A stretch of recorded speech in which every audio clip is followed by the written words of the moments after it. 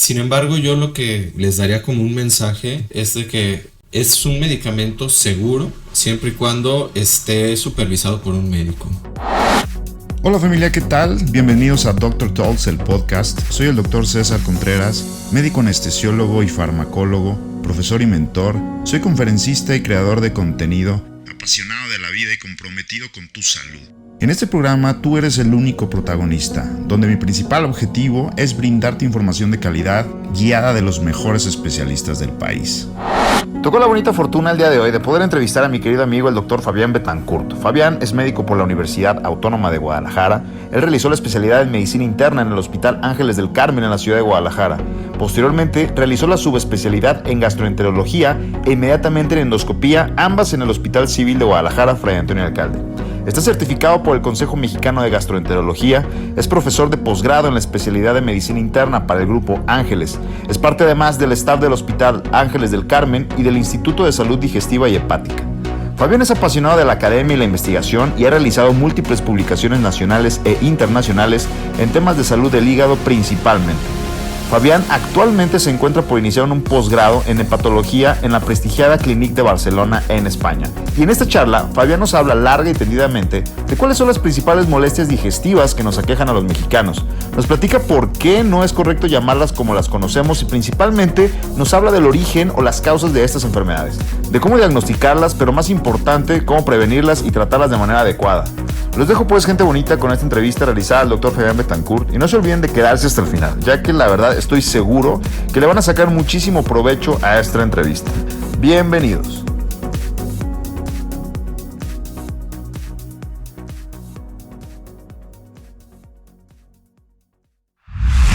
Fabián Betancourt is in the house. ¿Cómo estás, carnal? Muy bien, ¿y tú, César? Gracias por la invitación. No, hombre, güey, estoy encantadísimo de tenerte aquí en este episodio.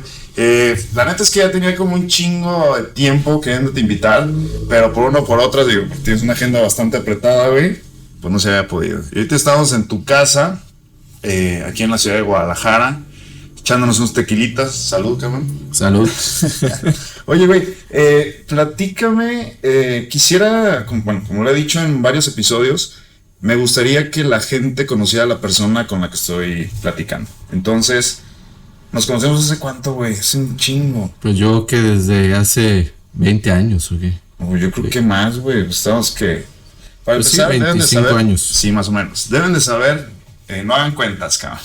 Deben de saber que Fabián y yo estuvimos en la misma escuela primaria, somos del mismo pueblito en Michoacán, así como nos ven de citadinos y todos, no, somos bien rancheros. Pero estuvimos en la misma primaria, en la misma secundaria preparatoria. Y después de ahí, pues bueno, cada quien tomó su destino. Fabián se vino a la ciudad de Guadalajara, yo me fui a la ciudad de Morelia. Y platícanos, ¿quién eres? Yo estudié medicina en la Universidad Autónoma de Guadalajara. De ahí pasé a la especialidad de medicina interna en el Hospital Ángeles del Carmen. Después de 3 años me fui a gastroenterología en el Hospital Civil de Guadalajara. Fray Antonio Alcalde es conocido como el Hospital Civil Viejo. Ahí mismo hice endoscopía. Y bueno, ahora ya estoy trabajando en la medicina privada en el Instituto de Salud Digestiva y Hepática en el Hospital del Carmen. Y ahora en un tiempo me voy a ir a hacer una especialidad de hígado a Barcelona. Chingón, o sea, por poco bueno, ni te alcanzo, güey. Sí, ya estoy por irme en noviembre. Oye, a toda madre, te felicito, güey. Que a toda madre. Antes de continuar y haciendo una pausa, me gustaría que nos platicaras. Durante toda tu carrera de medicina, ¿siempre pensaste en ser gastroenterólogo? Fíjate que no, César. Empecé que en el internado, más o menos, servicio social, en que quería ser internista, porque me latea mucho cardio. Sí me acuerdo, güey. Pero en el primer año de medicina interna, al ver los pacientes con cirrosis, sangrados de tubo digestivo, pues me lateó más la parte de gastro, endoscopía, pero sobre todo por los pacientes enfermos de hígado y páncreas también. Simón. Entonces me decidí ya en el segundo año de medicina interna que me iba a ir a gastro. Uh-huh. Y bueno, pues estoy encantado con la decisión. Chingón. Platícanos, porque deben de saber todos los que nos están escuchando que para tú poder ser gastroenterólogo tienes que, o dos opciones. Una es terminar la especialidad de medicina interna o hacer parcialmente la especialidad de medicina interna y después, ¿qué pasa? Son 2 años cuando menos de medicina interna para poder empezar gastro. Y a partir de ahí tú ya puedes aplicar. Yo hice 3 años y pues nada. Pues hiciste 3 años de medicina interna. 3 años de medicina interna y ya de ahí pasé a gastroenterología, que son 3 años. Y después endoscopía son 2 años. Y terminas la carrera de medicina, presentas el examen de especialidades y quedas para medicina interna. Te aceptan en el Hospital Ángeles del Carmen y después de ahí, después de esos 2-3 años que estuviste de formación de medicina interna, ¿qué fue lo que más, o sea, tú me estás platicando que desde el internado, desde que empezaste los primeros años de medicina interna, pero realmente, ¿qué fue lo que más te motivó como a dirigirte a gastro? Está bien cabrón, te lo digo en lo particular porque cuando me inscribí al examen de residencias médicas, yo estaba entre 2 opciones y en ese momento me decidí. ¿Fue igual para ti o siempre supiste que era gastro o qué fue lo que realmente te hizo decidirte por gastro y no por cardio, pero en los 3 años de medicina interna? Fíjate que en medicina interna ves todas las enfermedades del adulto que no se operan, ¿no? Y después de que estás viendo todas las enfermedades, pues te empieza a gustar atender con mayor predilección a algunos pacientes, y lo que más me gustó, siéndote sincero, son los pacientes con cirrosis. Okay. Y una paciente en especial que le tuve mucho cariño en mi primer año de medicina interna con esta enfermedad, creo que de ahí me decidí por ser gastroenterólogo. Perfecto. ¿Hay un examen como de admisión para después haber entrado a gastroenterología en el hospital civil, o cómo es el proceso? Sí, tú haces primero un examen y ya después haces una entrevista, hacen un filtro de doctores y ya después con tu puntaje del examen y de tu entrevista ya te llegan, ¿no? Aceptan a 2 gastroenterólogos por generación cada año. ¿Y aplican aproximadamente cuántos? En el año que estuve yo aplicaron 8 y actualmente están aplicando entre 20 y 25 médicos para gastroenterología cada año. O sea, aceptan a 2. En tu sede, 1 de cada 4 se quedaba. Aproximadamente. Bueno, cuando yo apliqué, sí. ¿Y fueron 3 años o cuántos fueron? Fueron 3 años de gastroenterología y luego 2 de endoscopía ahí mismo en el Hospital Civil. Pero en realidad es que desde el segundo año de gastro ya haces endoscopía y colonoscopía. Y endoscopía como tal es una subespecialidad aparte. Aparte. Es un fellowship, es un diplomado, ¿qué es? Actualmente ya es como una una especialidad que no está considerada como dentro de cuando tú aplicas un examen de especialidad. Uh-huh. Pero sí, ya después de que haces gastroenterología o cirugía, puedes aplicar, que se llama alta especialidad. Es como un posgrado que sigue después de una subespecialidad. Exactamente. Se podría decir que tú tienes algo así como el más o el alto grado en lo que va de la rama de la gastroenterología. Hiciste endoscopía, pero ahora quieres irte a hacer hígado y vía biliar. Hígado y Barcelona. vías biliares. Se llama Hospital Clínic de Barcelona. Ah, Clínic de Barcelona. Así es. Pues muchísimo éxito, cabrón. Sí, pues vamos a pegarle. Eso, chinga. Y ahorita, quisiera que nos platicaras, dentro de tu consulta diaria, ¿cuál crees que sean los padecimientos que más, fíjate bien, los padecimientos que más tienes en tu consulta? Uh-huh. Y por otro lado, ¿cuál crees que sean las consultas que más comúnmente se hagan en internet? Porque, ya sabes, metes a Google y te da cáncer de dedo, te da cáncer de pestaña, de acuerdo a lo que estés buscando. Pero una cosa es realmente lo que te llega a la consulta y otra cosa es lo que la gente busca. Sí, totalmente. Yo lo que más tengo en mi consulta definitivamente son lo que la gente comúnmente conoce como gastritis y colitis. Yo de 8 pacientes que veo en la consulta, probablemente 5 o 6 tienen estos padecimientos. Médicamente, o los gastroenterólogos los llamamos trastornos funcionales digestivos. Okay. La gastritis, nosotros decimos dispepsia, y la colitis le decimos síndrome de intestino irritable. Esto es lo que habitualmente vemos en la consulta y esto es lo que el paciente más busca en internet, definitivamente. Estos padecimientos, no sé si quieres preguntarme acerca de algo en específico, pero yo lo que te puedo decir es que son, como su mismo término dice, que son funcionales digestivos. Son padecimientos que no le van a llevar al paciente a algo grave, no van a desarrollar un cáncer, simplemente afectan su calidad de vida. Ok. No, si tú haces una endoscopía, una colonoscopía o estudios de imagen o de laboratorio, todo va a salir bien. Pero el paciente se pregunta, bueno, ¿por qué me duele? ¿Por qué me inflo? ¿Por qué tengo problemas para evacuar? Bien. Entonces quiero entender que estos problemas funcionales se encuentran desde el inicio del tracto digestivo hasta el final.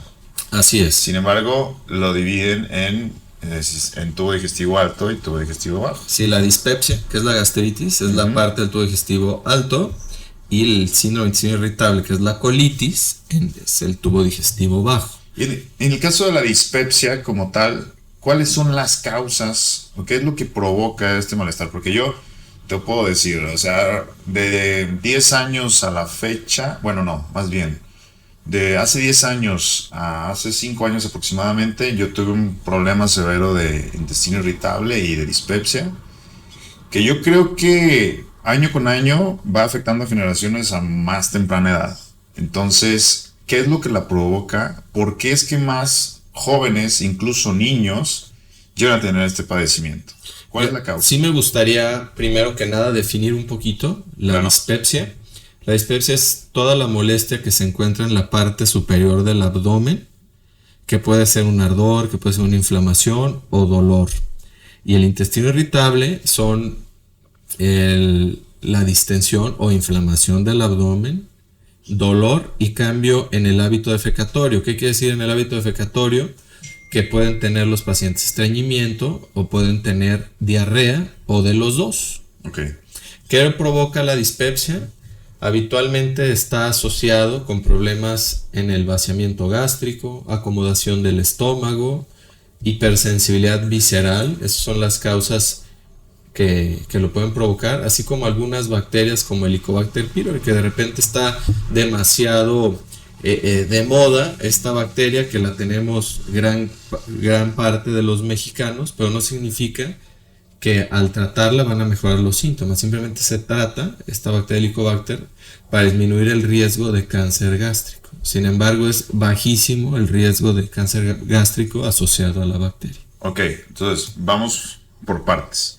Me estás dando a entender que entonces existen problemas a lo mejor anatómicos que lo pueden desarrollar, problemas condicionados propios por nosotros, ya sea estilo de vida, la dieta, etcétera, y hay microorganismos que pueden favorecer este. En resumen, yo te diría que es detonado por estrés. Okay. Puede ser detonado por malos hábitos de alimentación. Puede ser también por las bacterias que tenemos en el intestino o específicamente en la dispepsia, el Helicobacter pylori. Oye, y dentro de esta, bueno, a mí lo que me llama muchísimo la atención es ¿por qué se le llama gastritis entonces? O sea, si tú me hablas que la dispepsia es esta serie de procesos inflamatorios, etcétera, etcétera, a mí me resuena, yo creo que toda la gente, el hecho de que el término correcto sería gastritis, pero realmente es un término incorrecto, bueno, entre comillas incorrecto, porque a lo mejor es un término histopatológico, ¿no? O sea, es un término que no corresponde a lo clínico, sino a un resultado del laboratorio. Mira, eso te lo podría decir de la siguiente manera. Cuando una persona tiene dispepsia, se clasifica en dos: dispepsia funcional y dispepsia orgánica. La dispepsia orgánica es cuando tienes una úlcera, tienes una verdadera gastritis, que eso lo vemos en una endoscopía. Y la dispepsia funcional es simplemente un padecimiento en donde haces la endoscopía y ni siquiera hay gastritis, pero el paciente tiene molestias y se siente mal. Bien. Esa sería como la respuesta más adecuada que creo que pudiera darte. Perfecto. Y dentro de del estilo de vida que puede condicionar este padecimiento, ¿cuáles son estas modificaciones en el estilo de vida que más lo producen? Porque he escuchado que obviamente el alcoholismo, los ayunos prolongados, el tabaquismo, pero quisiera que la gente que nos esté escuchando sepa qué es realmente, dónde le están regando y qué es lo que más les está aumentando la molestia en el caso de la gastritis, entre comillas.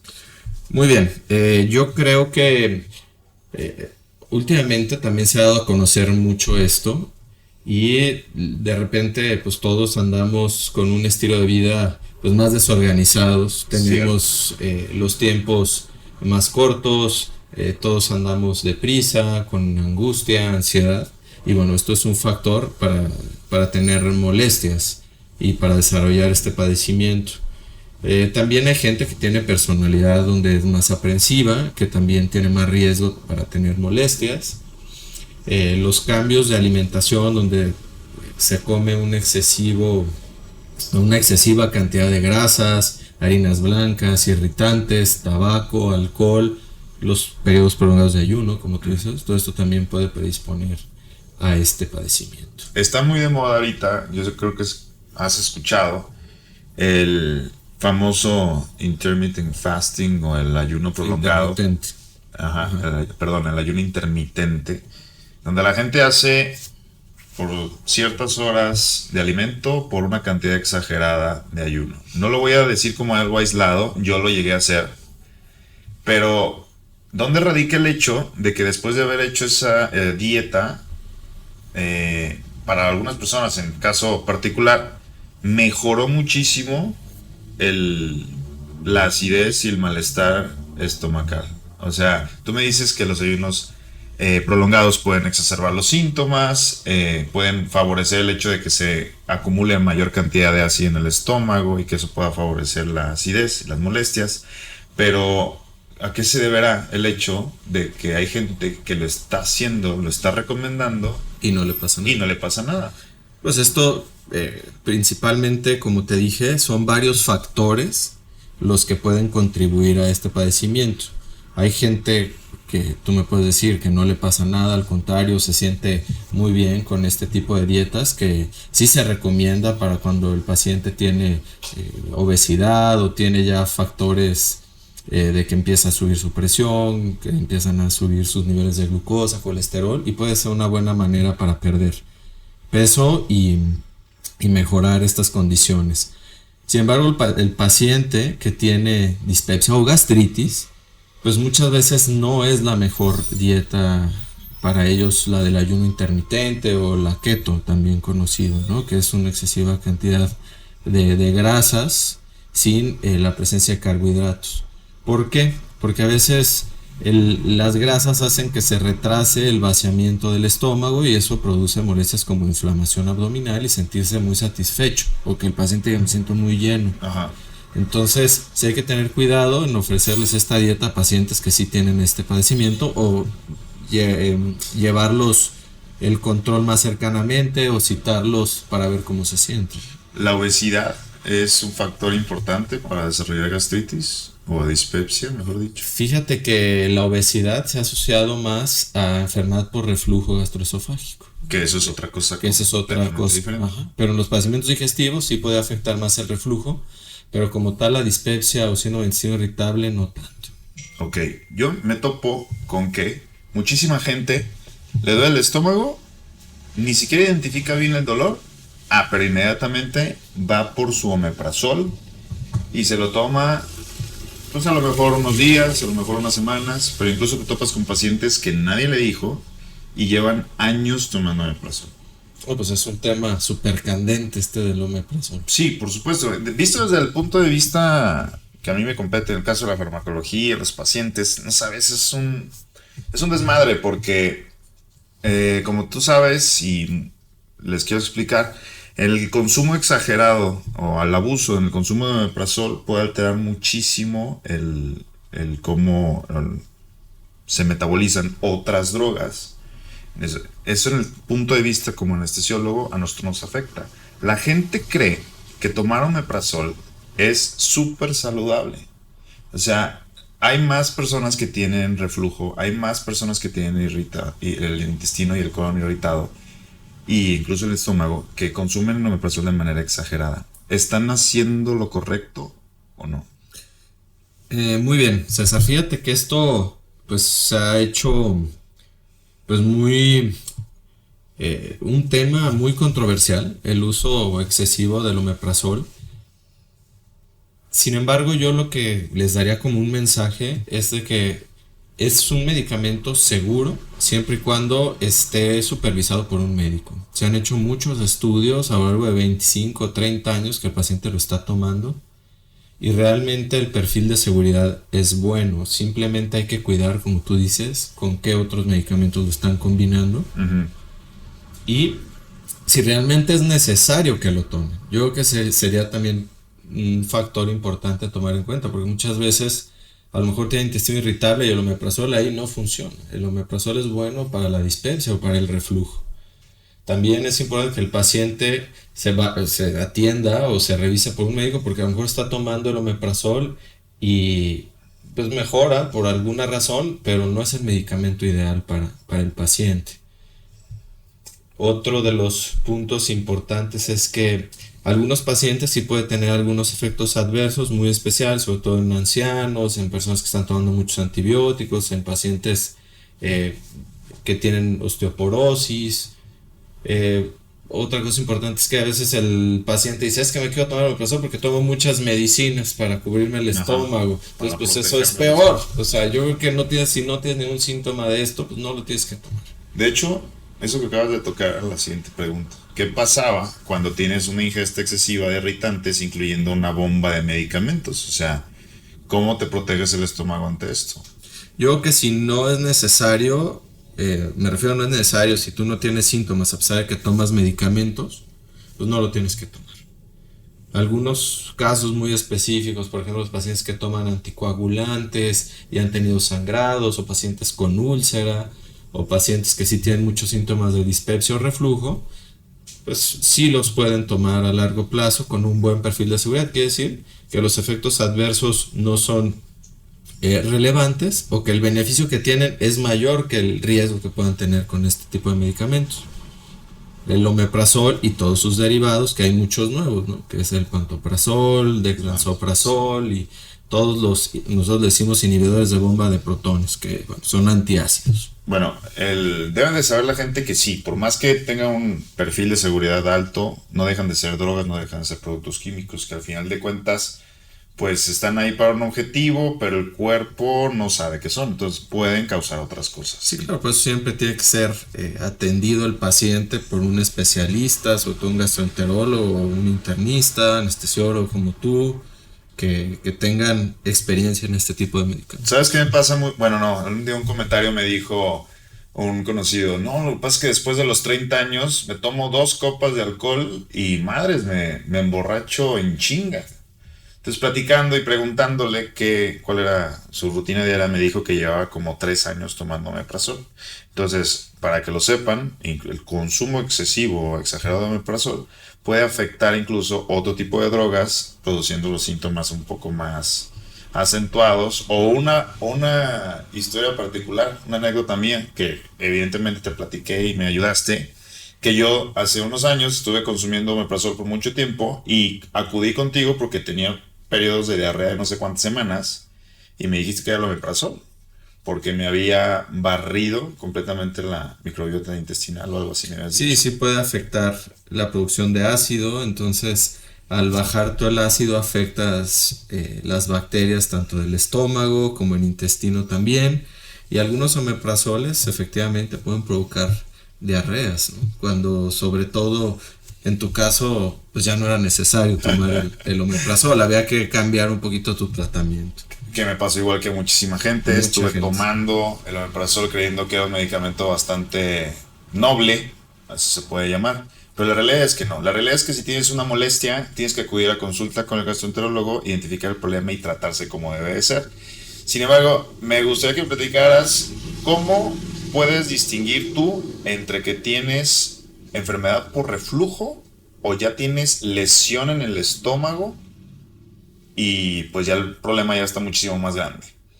Ok, bien, para eso Obviamente siempre es bueno revisarse porque uno puede como paciente pensar que tienes algo que es una simple dispepsia, donde no tienes ningún problema grave o que te puede llevar a algo degenerativo o que se puede convertir en un cáncer. Eso el paciente no lo sabe distinguir habitualmente. Entonces es siempre importante ir con un especialista porque hay criterios o datos que nosotros decimos de alarma, en que nos damos cuenta cuando es una simple dispepsia o gastritis o reflujo y cuando el paciente puede tener una úlcera o cuando puede tener erosiones o una esofagitis por reflujo. ¿Cómo lo podemos saber? Por ejemplo, un dato de alarma en la dispepsia es que el paciente pierda peso, que tenga sangrados al evacuar, o que tenga múltiples vómitos, o que tenga vómitos con sangre, que tenga anemia, eso pues lo puede distinguir el médico. También un dato muy importante cuando hay reflujo y el paciente se le atora la comida, es un dato de alarma. Entonces, todos esos detallitos son importantes igual para la gente que nos escucha, que cuando suceda esto hay que estar alertas, con mayor razón hay que visitar a un médico especialista. Y si solamente tengo ardor después de comer, o si solamente tengo ardor en las primeras horas de la mañana, o si en la noche me despierta. 3, 2, 1. A ver, pero por ejemplo, si digamos que... No, voy a repetir porque me trabé. Esto sigue. Sí. 3, es que se apagó la pantalla y se cortó. 3, 2, 1. A ver, y por ejemplo, si solamente tengo molestias, no sé, acidez, me arde el estómago después de comer, o si tengo ardor después de ciertas horas de ayuno, o si en la madrugada, en la noche me despierta el reflujo, ¿necesito ir al médico si solamente tengo esos síntomas o puedo tomarme algo? Yo creo que si es algo que está afectando tu vida, se presenta más de 3 veces por semana en los últimos 3 meses, pues sí, sería mejor que llevaras un tratamiento y que se te revisara. Aquí, por lo que me estás diciendo, pues no tienes ningún dato de alarma, pero es molesto. Okay. Y eso pues afecta tu calidad de vida. De repente dices, sabes que no quiero salir porque me siento mal, o te invitan tus cuates a salir y dices, sabes que pues ya no quiero cenar tal o cual cosa porque pues me cae mal. Entonces pues yo creo que sí vale la pena atenderte para que no tengas esas molestias, que aparentemente puede ser que no sea nada malo, pero siempre es mejor revisarse. De primera instancia, lo ideal es darte tratamiento, medidas de dieta, recomendaciones, por ejemplo, como no acostarte inmediatamente después de comer. Y si todo esto no mejoran después de un tiempo, ahí sí vale la pena hacerte algunos estudios generales y endoscopía probablemente. Entonces me estás diciendo que puedo llevar una vida con estos síntomas y a lo mejor con el estilo de vida disminuirlos. En ocasiones el paciente puede quitarlos en su totalidad. Okay. Pero en algunos casos hay gente que sí padece mucho de estas enfermedades, en donde incluso se desespera y dice, ¿sabes qué? Es que voy con otra persona porque no me están diagnosticando bien, o el paciente común dice, es que doctor, no me atinan. Okay. Porque están teniendo síntomas de manera repetida. Pero yo lo que les digo es que no se tienen que desesperar. O sea, sí tienen que acudir con alguien de su confianza. Dentro de los padecimientos funcionales digestivos es que debe haber una muy buena comunicación del médico y del paciente, explicarle bien, tranquilizarlo. Y buscar, porque a veces con el primer tratamiento no va a mejorar. Igual el segundo o tercero ya va a ser el ideal para él y tener la mínima cantidad de síntomas. Yo lo que les puedo decir es que con los padecimientos funcionales digestivos no se curan, pero sí se controlan. Si tenía el paciente 3 veces a la semana síntomas, igual podemos llegar a que tenga 3 veces al año síntomas, ¿no? Y que igual y si presentó esos síntomas, a lo mejor fue por una cuestión emocional que tuvo en ese día, o que tuvo algún alimento un poquito irritante o con más grasa, etc. Sí, porque está cabrón que digas, no, pues necesitas estar tranquilo, porque pues a veces no se puede. Pero que me pasen la receta. Sí, güey, no, y menos en lo que nos dedicamos, sí. Pero como recomendaciones, pues yo sé que tenemos que acudir al médico y es la invitación que hago siempre, pero como recomendaciones y cambios en el estilo de vida, ¿qué le podrías recomendar a alguien que hoy por hoy está sufriendo de enfermedad por reflujo gastroesofágico o que probablemente tenga una dispepsia? Intestino irritable. Pues yo lo que les recomendaría principalmente es una dieta sana, evitar el exceso de grasas, del exceso de carbohidratos, azúcares, alcohol, tabaco. Y a los pacientes que de plano no funciona, nada más moderando o evitando esos alimentos, hay unas nuevas dietas que tienen mucha investigación en las que son libres de carbohidratos fermentables. Se llama FODMAPs por sus siglas en inglés. Es una dieta que les va muy bien a los pacientes, nada más si tiene que estar guiada por una nutrióloga especialista en esto. De hecho, también mucho de moda las dietas alcalinizantes, que realmente no sé si tengan como cierto sustento científico. Fíjate que sí hay sustento científico, sobre todo para reflujo. Es donde la hemos usado, pero no se tiene que usar todo el tiempo. Se usa por temporadas de 4 o 8 semanas. Y bueno, hay que medir qué tipo de electrolitos son los que tienen estas alcalinizadas, porque a veces que pueden estar con cierto exceso de algunos electrolitos y el paciente puede tener, no sé, algún problema de piedras en sus riñones. Entonces hay que cuidar eso y siempre lo tiene que indicar un médico. Yo creo que el hecho de que un paciente tenga síntomas, él por sí solo irse a tomar agua alcalina no sería lo adecuado. Acabas de tocar un tema súper controversial y aunque nos desviemos un poquito, la gente piensa que el ácido o en un estado ácido es el principal enemigo del cuerpo. Incluso hay muchas, como ahorita modas del hecho de que el medio alcalino es el que más favorece, que incluso hasta te oxigena las células y no sé cuánto. Realmente todo tiene que ser un equilibrio, tú lo sabes y se los compartimos, pero realmente el medio ácido es necesario y el problema es el abusar, o sea, necesitamos tener un medio ácido en el cuerpo en ciertos lugares y un medio alcalino también en ciertos lugares. Claro. El detalle es cuando nos vamos a los extremos, entonces no podemos tener ni un medio demasiado ácido ni un medio demasiado alcalino. Y estas dietas alcalinizantes, pues no creo que sean un buen remedio.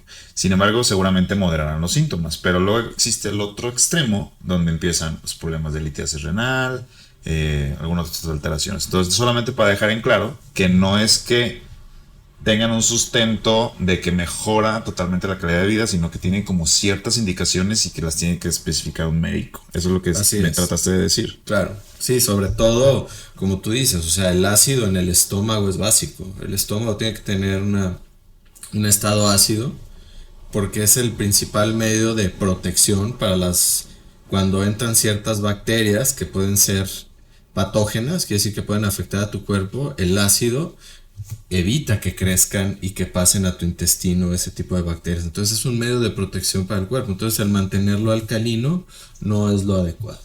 Bueno, perfecto. Sospecho de que tengo dispepsia. Voy contigo.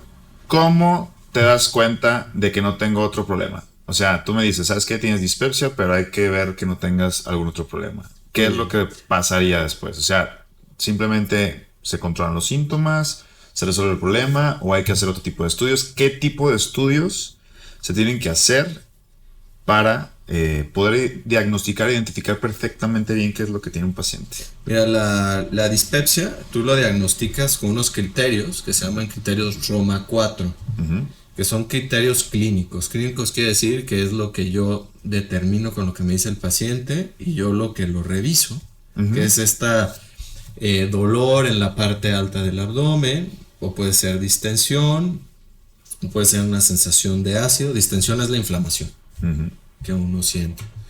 Y parte importante de la dispepsia o gastritis es que no haya datos de alarma, como te digo. Si el paciente no tiene datos de alarma como pérdida de peso, que eso es bien importante, sangrados, que no tenga vómitos, que no tenga una pérdida abrupta del alimento, o que sienta como que se le atora, o que tenga síntomas nocturnos, como que lo despierte un dolor estando dormido. Esos son síntomas que sí me harían buscar otras enfermedades. ¿Qué estudios vamos a hacer? Por ejemplo, buscando enfermedades de hígado, vesícula, que también pueden dar molestias similares. Podemos pedir un ultrasonido o un eco. Podemos pedir exámenes generales para ver cómo está tu funcionamiento hepático, de páncreas, una biometría hemática para ver que no tengas anemia.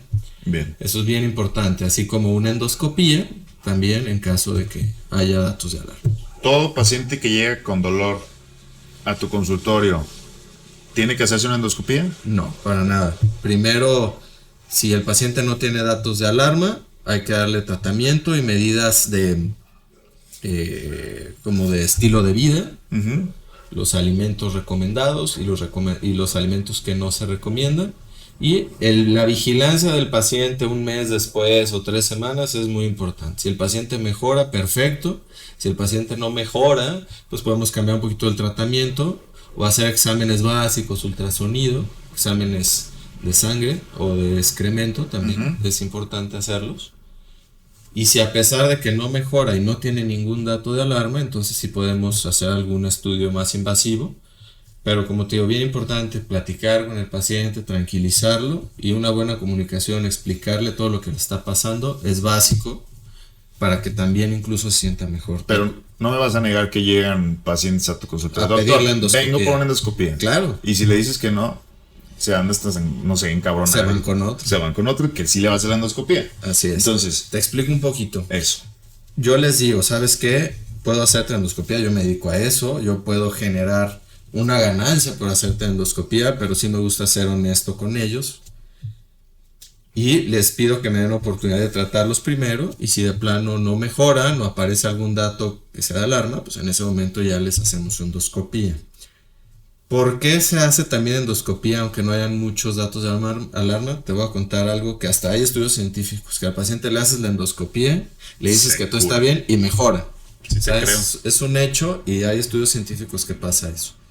Donde sí es importante que aunque no tengan síntomas, los pacientes se tienen que hacer estudios de endoscopía es del colon, que se llama colonoscopía. Ahí todos los pacientes arriba de 45 o 50 años se tienen que hacer colonoscopía, tengan o no tengan síntomas. Entonces ahí el paciente llega arriba de los 50 años, sí se tiene que hacer una colonoscopia para búsqueda de cáncer de colon, que en realidad no tanto es el cáncer buscarlo, sino que si tiene la presencia de pólipos, que son como verruguitas en el colon, se quitan en ese momento y se evita el riesgo de que desarrollen un cáncer de colon. Y antes de hablar de cáncer, bueno, ese es otro tema que no me quiero desviar. La dispepsia puede producir cáncer. La dispepsia no. La dispepsia no se va a degenerar en un cáncer, en una úlcera. No es nada degenerativo, simplemente afecta la calidad de vida y da molestias, nada más. Entonces, bueno, yo creo que la mayoría de los que están gastritis, dispepsia o gastritis, hay que hacer la aclaración. Ok, gracias. Yo creo que los que nos están escuchando deben de creer que, número 1, primero viene la dispepsia, número 2, la úlcera y después el cáncer. ¿Es correcto? No es así. No es así. ¿Cómo funciona? Cuando una persona tiene gastritis o úlcera, tenemos que ver qué tipo de gastritis tiene y qué tipo de úlcera tiene. Bueno, hay sí, ciertas vamos a decirle dispepsia, si no tus colegas van a empezar a decir que estás diciendo gastritis. Okay. O quieres llamarlo gastritis.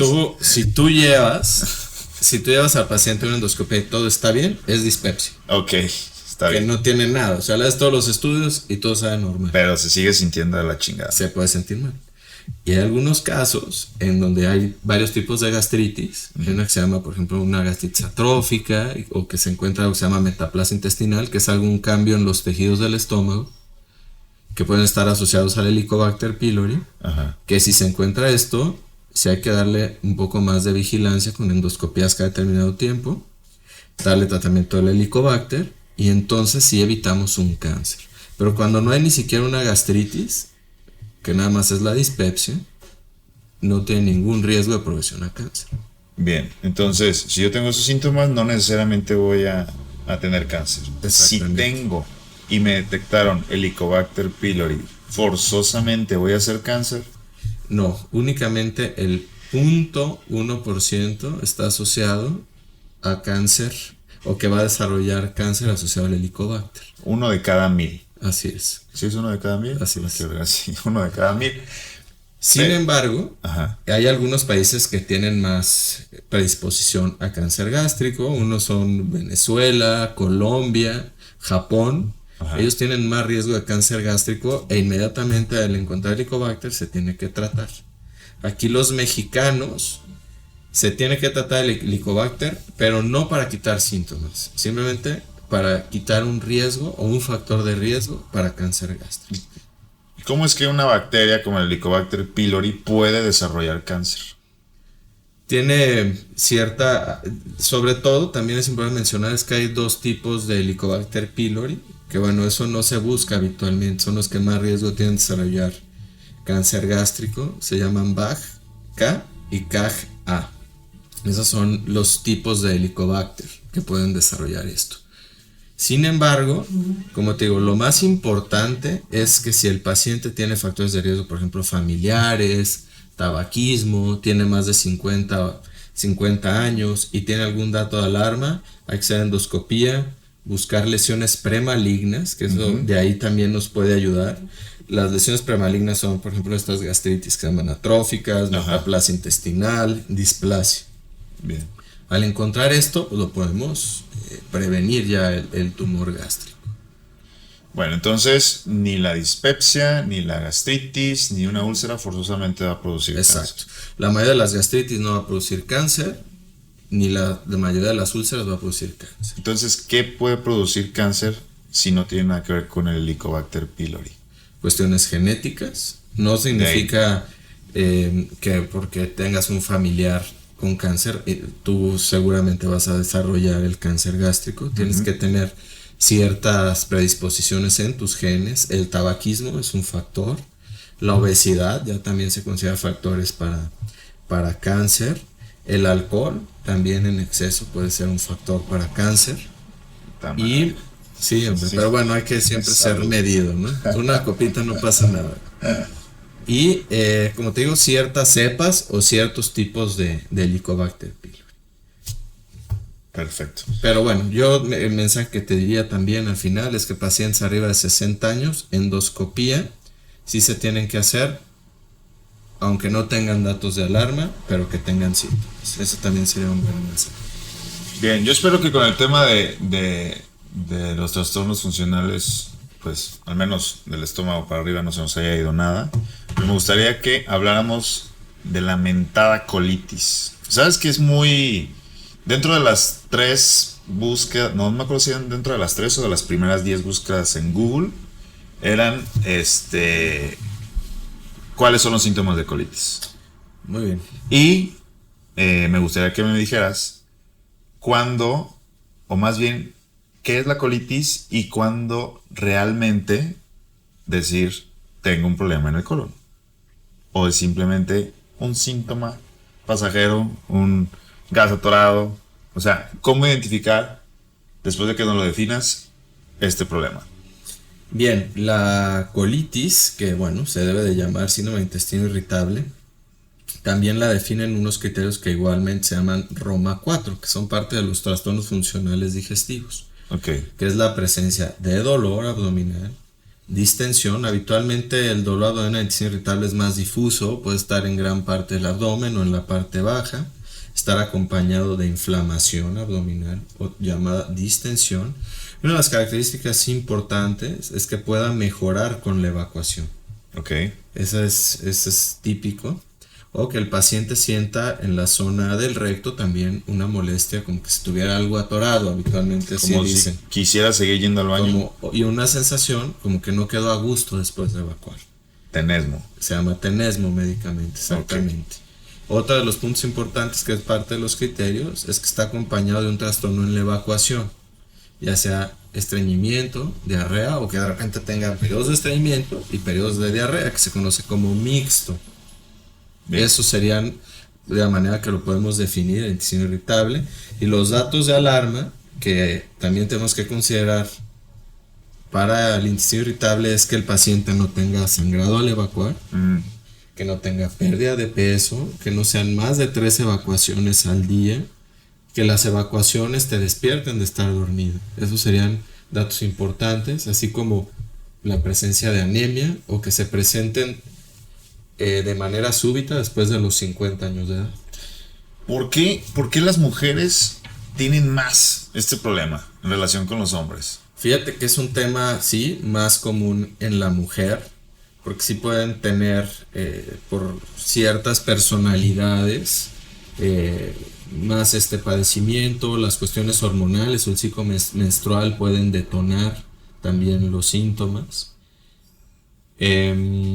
La cuestión de la ansiedad, del estrés, de repente uno como hombre pues también lo padece, pero no lo decimos tan abiertamente. O sea, sí es un poco más frecuente en la mujer, sin embargo también los hombres lo padecemos, pero a veces no lo decimos tan abiertamente como sí lo expresa la mujer. Eso yo creo que sería el mensaje. Yo creo que menos en México. El otro día, escuchando un comentario de una comediante, Sofía Niño de Rivera, que decía: qué oso los mexicanos que creemos que tener diarrea 2 o 3 veces por semana es normal. Entonces, no, por todo lo que no comemos, cabrón. Y un hombre, yo creo que todavía se le hace más normal. Llevo 3 días con diarrea, chingue su madre, no pasa nada. O no he hecho del baño, pues sabrá Dios por qué. Pero la mujer sí, la mujer en relación con el hombre, yo creo que sí es más estreñida. Muchísimo más estreñida. Así es. Y los síntomas son más frecuentemente. Quisiera que nos platicaras por qué esta asociación hormonal con, en específico, con el colon irritable. Porque amigas, familiares, conocidas, todas, inmediatamente en el síndrome premenstrual o incluso durante la menstruación, tienen intestino irritable. Esto es común también porque cuando existe la ovulación, también cuando se rompe el folículo, puede provocar algo de irritación peritoneal y esto significa que irrita los intestinos, produce dolor y se hace como que sea más lento el intestino o paraliza momentáneamente el intestino, entonces esto hace que se inflame, que tenga dolor. En la menstruación también esto puede suceder, que hay algo de irritación peritoneal, sobre todo cuando tienen endometriosis también, o algún quiste ovárico, que es otro tema. Eso también puede provocar que tengan alteraciones en el intestino y aumenten los síntomas o exacerben los síntomas del intestino irritable. Algo también que es una de las teorías del intestino irritable, sobre todo con estreñimiento, que es más común en las mujeres, es que la mujer desde chiquita la acostumbra que tiene que ir a hacer al baño en su casa, que no expulse el pun. Entonces están inhibiendo continuamente ese instinto o ese reflejo de la evacuación. Entonces no se desarrolla durante lo largo de la niñez, la adolescencia. Entonces esto sí conlleva a que la paciente pues sea más estreñida, esté pujando y no queda a gusto después de la evacuación. Esté más acostumbrada a aguantarse. Esté acostumbrada, que se está aguantando todo el tiempo, pero eso hace que no se desarrolle bien ese reflejo de la evacuación. O si ya se desarrolló, lo están inhibiendo, porque dicen, aquí no, mejor me espero en mi casa, que esté más limpio, por medio de infecciones, pues son un poquito más higiénicas que el hombre. El hombre le dan ganas y donde caiga ahí va, habitualmente, ¿no? Si te quieres echar uno, te lo echas. Sí. Madre. Las mujeres entonces, sí es uno de los factores, entre otros, ¿no? El hombre es más comúnmente que tenga el intestino irritable con diarrea o mixto. Pero bien, siempre es importante que hay que buscar los datos de alarma. No está bien tampoco que estén teniendo más de 3 evacuaciones al día y sobre todo que pierdan consistencia, que es la diarrea. Entonces ahí sí también hay que buscar otras causas infecciosas, otro tipo de enfermedades. El diagnóstico diferencial en este tipo de padecimientos en el intestino irritable, siempre hay que descartar en jóvenes una cosa que se llama colitis ulcerativa o una enfermedad de Crohn, que son enfermedades inflamatorias que esas sí tienen úlceras y ponen en riesgo la vida o pueden ser degenerativas. Siempre hay que descartarlos, sobre todo los pacientes que bajan de peso y tienen sangrados. Y en las personas arriba de 45 o 50 años hay que descartar cáncer de colon o en presencia de divertículos. Que los divertículos son como, yo les digo, son como el chichoncito que le sale a la llanta. Esos no se operan, a menos de que tengan inflamación de ellos o que se perforen. Perfecto. ¿Y cómo saber que tengo síndrome de intestino irritable y no sé, un síntoma aislado, una molestia aislada, algo que se me va a pasar en 2-3 días? Pues el intestino irritable habitualmente para diagnosticarse, comenté brevemente, tiene que durar más de 3 veces por semana. Las molestias. 3 meses. Ese es como el parámetro que nosotros lo usamos para diagnosticar. O sea, tiene que que los ser síntomas, un paciente que dure más de 3 meses con síntomas, más de 3 veces por semana. Perfecto. Y los síntomas pueden ser muchísimos. Puedes tener muchísimo dolor, puedes tener muchísima inflamación, No significa que sea algo grave. Lo Ok. importante es que no tengas sangrados, que no tengas pérdidas de peso, que no tengas vómitos continuos, que no tengas anemia. Eso sería como los datos importantes De alarma. de alarma. Y cuando tienes estos datos de alarma, además de la distensión y todo lo que ya nos hablaste, ¿qué es lo que sigue? Pues ahí seguiría hacer exámenes generales básicos, biometrías hemáticas, perfil de hígado, para ver cómo estás absorbiendo nutrientes, ver cómo están las transaminasas, exámenes de excremento, sangre oculta en heces, que es un examen de popó simple, Sí. y una colonoscopía, que sería pues la camarita que se introduce a través del recto y revisa todo el colon, que habitualmente no duele porque se hace bajo sedación y se hace con mucho cuidado para que el paciente no tenga ninguna molestia. Bueno, ¿y cuál podría ser el mejor escenario y cuál podría ser el peor escenario en intestino irritable? El mejor escenario es que el paciente tenga síntomas pues de manera aislada, que sobre todo cuando tenga un episodio de estrés o que coma algo irritante de lo que ya comentamos, o que de repente también tenga una infección gastrointestinal por algo que comió un bicho que entró y sí tiene síntomas un poquito más intensos. Y que yendo con el médico, tomando medicamentos, fibras, sea suficiente para tener síntomas aislados. Ok. Pero hay un paciente en el que tiene síntomas todos los días, afecta su vida, no va al trabajo, no va a la escuela, tiene problemas con sus relaciones interpersonales porque pues, se siente deprimido, incluso puede llegar a tener depresión porque se siente mal. Ese es el peor escenario de un intestino irritable que afecta a tu calidad de vida, pero eso no va a llegar nunca a provocarte un cáncer, tampoco un intestino irritable, no te va a llevar algo degenerativo. Lo que sí es que te puede salir hemorroides, ya sea si eres estreñido, tienes diarrea. Ese es el peor escenario. Ok, entonces todos los que están escuchando, el hecho de que tengan distensión, que tengan síntomas de colon irritable, no necesariamente van bueno, más bien, lo acabas de decir, no van a producir un cáncer. No, por estos ninguna síntomas. manera. Simplemente hay que distinguirlo cuando hay datos de alarma o en personas arriba de 45 años. Antes decían 50 años, ahorita ya lo están recorriendo a los 45 años. Entonces, cumples 45 años y ya te toca de ley la primera colonoscopía. Así es. ¿Y cada cuánto? Cada 10 ¿Cada años. viernes? ¿O cada...? Eso depende de los gustos. No, pero se recomienda cada 10 años, siempre y cuando no encontraste ningún pólipo, que son estas verruguitas que se tienen que quitar, siempre y cuando se encuentren. O sea, los 45, los 55. 65, así es. Me hubiera imaginado que era cada 5 o cada 2 años. Si no encuentras pólipos, puede ser cada 10 años. Si encuentras pólipos, depende del tipo de pólipo, puedo decirte de 1 a 3 años. Relacionamos muchísimo el asunto del intestino irritable con ansiedad, depresión, trastornos principalmente psiquiátricos. ¿Qué ocurre primero? El intestino irritable y después los síntomas asociados con depresión. O primero encontramos los síntomas y uno de los desencadenantes es el intestino irritable. Uno de los factores para el intestino irritable efectivamente sí es el estrés. O sea, no hay duda, el tipo de personalidad, gente más aprensiva, más ansiosa. Es el factor emocional en general. Sí, es un factor muy importante que bueno, también tenemos que manejarlo nosotros como gastroenterólogos, pero no es fácil, no es, imagínate, oye, ya no te estreses, pues no, o sea, es complicadísimo llevarlo, pero sí recomendamos, por ejemplo, terapias de relajación, el hacer ejercicio, yoga, cosas de estas, terapias cognitivo-conductuales, que eso los llevan los psicólogos, eso sí pueden ayudar, aparte del tratamiento médico, fibra, dieta, en que mejore el paciente. ¿Cuáles son las modificaciones en la dieta, ya que lo mencionas? La FODMAPs es esta dieta que te dio libre de carbohidratos fermentables, es la mejor opción. Es parecido en la dispepsia, sin embargo, el intestino irritable tiene todavía mucho más evidencia científica. Esta dieta sería la mejor opción, se hace por 2 meses, de manera estricta, y posteriormente van incorporando estos alimentos. Por ejemplo, yo te puedo decir alimentos muy sanos que para ti dices, pues yo voy a comer esto para que no me caiga mal, pueden caerte mal. Pero no significa que te vayan a poner en riesgo, ¿saben? Simplemente es que te dan síntomas porque se fermentan en tu intestino. Ciertas frutas, ciertas verduras, ciertos panes pueden causarte molestias y es bueno a veces evitarlo, contigo en esta dieta, por 2 meses y te ayuda muchísimo a controlar síntomas.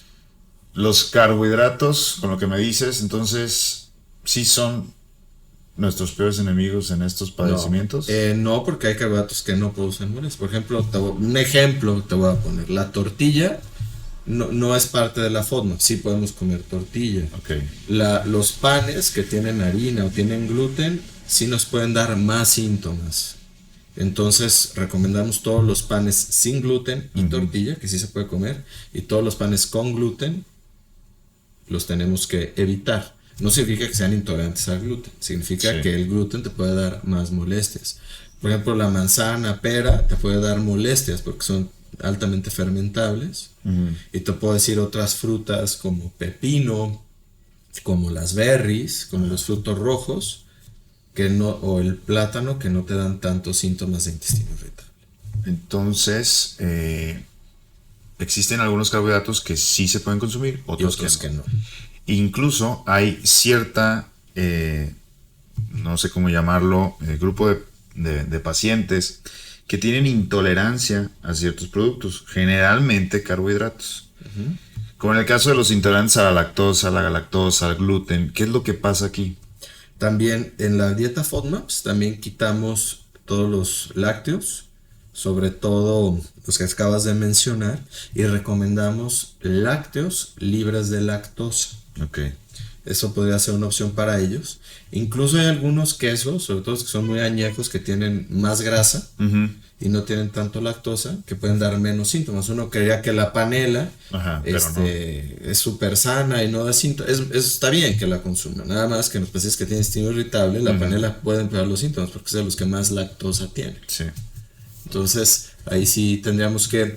Sería pues otra hora para hablar de la dieta, ¿no? Yo creo que ahí sí sería ya específicamente...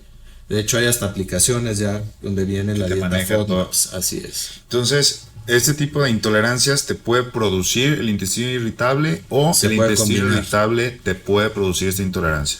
Tenemos que ver, hay algunas pruebas, por ejemplo, para ver si tienen intolerancia a la lactosa. Son pruebas de aliento. Los pacientes habitualmente lo asocian definitivamente, sabes que tomo lácteos o cualquiera de sus derivados, inmediatamente tengo diarreas o me inflo o me da dolor. Entonces podríamos pedir una prueba que se llama prueba de intolerancia a la lactosa, que se hace de aliento, y eso nos puede ayudar también a diferenciar, porque sí pueden ser parecidos, o el mismo intestino irritable también puede empeorar con los lácteos. ¿Y qué pasa con la lactosa, con el gluten? ¿Qué es lo que hacen que te produzcan estos malestares cuando no los toleras? Se hace una fermentación. Fermentación es que este alimento, en combinación con las bacterias del intestino, produce gases, y ese gas te produzca dilatación de las asas intestinales, dolor y pues, esta sensación de estar inflado. Y gases, ¿no? La flatulencia. Sí, los pedos. Así es. ¿Qué pasa si tú ya me diagnosticaste que tengo intestino irritable? ¿Cuáles son las modificaciones que tengo que realizar y cuál es el tratamiento a grosso modo? No tengo la intención de que seamos tan específicos porque vamos a ser muy buenos para salir corriendo de escuchar este podcast e ir a comprar todo el farmacia de un jalón. Yo creo que de primera instancia pues sería evitar alimentos irritantes, eliminar el exceso de grasas, alimentos fritos. Obviamente la grasa es parte de nuestra alimentación y se tiene que consumir, pero no el exceso, todo grasas saturadas. Los alimentos excesivamente fermentables, por ejemplo, los lácteos, moderarlos. No te diría, yo lo que diría como un mensaje es moderar esos alimentos. Nunca se me hubiera ocurrido de la manzana, me dejaste pensando, como manzana muchísimo, pero bueno, todos somos distintos. ¿Qué más? Pero en primera instancia, moderar irritantes, moderar exceso de grasas, alcohol, tabaco, muy parecido a la dispepsia. Y si hace el paciente no mejora o la persona no se siente bien, ya hacer un poquito más estricto en una dieta FODMAPs. El hacer ejercicio, como te digo, y las terapias de relajación pueden ayudar al intestino irritable. El dejar tranquilo al paciente que no tiene algo grave, porque eso puede ser también un factor de estrés. Así es, por ejemplo, el paciente tiene síntomas otra vez y hace un círculo vicioso, se estresa porque tiene síntomas. Y ese estrés empeora las molestias. El que el paciente le explique que no es nada malo, que le vamos a dar un tratamiento que va a mejorar, eso puede ser bastante benéfico para los pacientes. El explicarle y darle la tranquilidad que no es algo más, con eso van a mejorar también. Y algo que les puedas decir, principalmente a las mujeres que son las que más lo padecen o lo representan, ¿qué es lo que pueden, qué modificaciones? Que no piensen en su intestino ni en su estómago, porque de repente se hace una fijación. Okay. Y están pensando todo el tiempo. Okay. Si uno está todo el tiempo pensando en cómo late su corazón, lo vas a estar escuchando. Lo vas a estar escuchando y vas a sentir como que tienes acelerado. Si le estás haciendo mucho caso a tu respiración, vas a sentir que no puedes respirar. Y si tú le das mucho tiempo a tu intestino, a tu estómago, todo el tiempo vas a sentir que tienes molestia. Estás haciendo algo consciente que es inconsciente. Okay. Tú sabes que es el sistema autónomo. Se llama autónomo porque él solito trabaja. Pues sí, campo, ¿cómo es eso? O sea, si de entrada ya eres una persona ansiosa y que a lo mejor tienes algún problema emocional y le dices que no piense en eso, tú decirle a alguien que no piense en eso, en automático vas a pensar en eso. Entonces, ¿cómo lo manejas? Eso también en casos ya del paciente que no mejora con un tratamiento habitual, que son antiespasmódicos, fibra, dieta, medicamentos que aumentan el tránsito intestinal o laxantes. Y a pesar de todo eso, no mejora. Entonces, sí es conveniente que el paciente tome antidepresivos. Okay. Los antidepresivos, de repente uno escucha y dice, bueno, es que no estoy deprimido, no estoy loco. Ajá, claro. Inmediatamente me dicen eso, no, es que yo no estoy loco, ¿por qué voy a tomar antidepresivo? No, claro. Porque el antidepresivo actúa en ese sistema autónomo que te comento, que es el que solito dirige la frecuencia cardíaca, la respiración, movimiento el tránsito del intestino.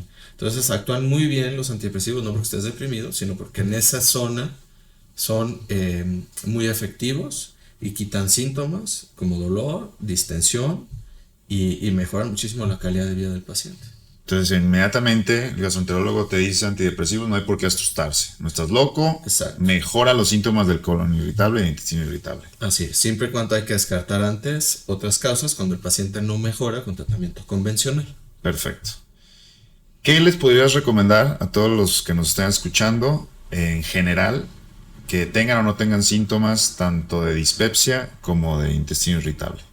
Pues yo sí soy muy de una pro vida sana, que es hacer ejercicio siempre, tengas la edad que tengas, una buena alimentación, que si tienes familiares directos, ya sea con cáncer gástrico, con cáncer de colon, igual sí sería bueno 10 años antes de la edad de la aparición de tu familiar, hacerte una endoscopía, una colonoscopía. Si tienes más de 45 años, hacerte una colonoscopía, tengas o no tengas síntomas. Y por último, que no se estresen. O sea, que no piensen inmediatamente que es algo malo. Okay. Y que acudan con un gastroenterólogo pues para que les resuelva las dudas. Y que se haga una buena revisión. Perfecto. ¿Algo más que quieras agregar? Yo creo que, honestamente, abarcamos los dos temas a grosso modo muy bien. Espero que no existan dudas después que la gente escuche. Sí, que nos escriban. Este podcast. Exacto, es a lo que voy en un ratito más. Pero ¿algo más que quieras agregar al respecto? Pues yo creo que no. Yo creo que sí abarcamos a grosso modo y bueno, podamos hablar otra hora de muchas cosas. Yo creo que sí. Yo creo que sí, principalmente el intestino irritable y la dispepsia lo abarcamos bien. Antes de irnos, un último detalle que es una duda que yo tengo. ¿Cuál sería entonces la dieta que tú recomendarías que sería la que mayormente o que mejor previene tanto la dispepsia como el intestino irritable? Pero una dieta... En general, bajar a los carbohidratos, aumentar el consumo de grasas, aumentar el consumo de proteína, en general. Muy bien. El exceso de grasa es la que más retrasa el vaciamiento del estómago. Perfecto. Y también el exceso de grasa puede provocar diarrea. Uh-huh. Entonces yo les diría, exceso de grasas hay que evitarlos. Ok. Exceso de carbohidratos hay que evitarlos. Siempre son buenos, pero en su debida proporción. Bien. El tabaco también actúa de manera perjudicial en el tubo digestivo. Y el alcohol. Entonces yo creo que sería esos cuatro grupos de medidas importantes para que el paciente mejore a grosso modo. Perfecto. Carnal, pues estuvo chingón, dime. Algo que se me pasó. De repente uno dice, el chile es lo que más molestias me provoca, pero realmente el chile o los cítricos no es el principal factor de los síntomas. Si es una salsa casera, es un chile natural, no hay tanta no hay tanto problema. Ah, no, pero pues tienen un montón de vinagre, tienen un montón Exacto. de condimentos, incluso algunos tienen grasa, entonces eso es lo que realmente molesta. Así es. Perfecto, carnal. No, pues te agradezco muchísimo la intervención. Estuvo poca madre. Nos seguimos chingando ahorita un tequilita. Pero antes, para todos los que nos escuchan, ¿dónde te pueden encontrar? Mira, yo estoy en 2 consultorios. Principalmente, ahorita ya estoy 4 días en el Hospital Puerta de Hierro, Torre A, en el piso 6, en el Instituto de Salud Digestivo. Esto es en Puerta de Hierro Norte. Puerta de Hierro Norte. Zapopan. Y los lunes estoy en el Hospital Ángeles del Carmen, Torre de Especialidades, piso 4. ¿Y en tus redes sociales? Pues redes sociales realmente no manejo mucho la parte médica. Creo que si me hace falta ahí, te voy a pedir ayuda para potenciar eso. Perfecto, te quieren encontrar en el Centro Médico Puerta de Hierro Norte y en el Hospital Ángeles del Carmen. Carnal, pues te agradezco muchísimo, estuvo de huevos la plática y pues mucha suerte en España.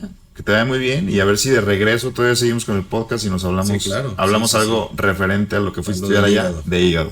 Así es, pues muchísimas gracias a ti. Gracias César, a ti, por la invitación, la pasamos súper bien y pues me da gusto de repente pues extender esta información a los pacientes, que es importante. Sí, cabrón, porque la verdad es que buscamos cualquier cosa y a veces las respuestas no están muy chingonas. Así es. Te agradezco, cabrón. No, hombre, gracias a ustedes por escucharnos y nos vemos después.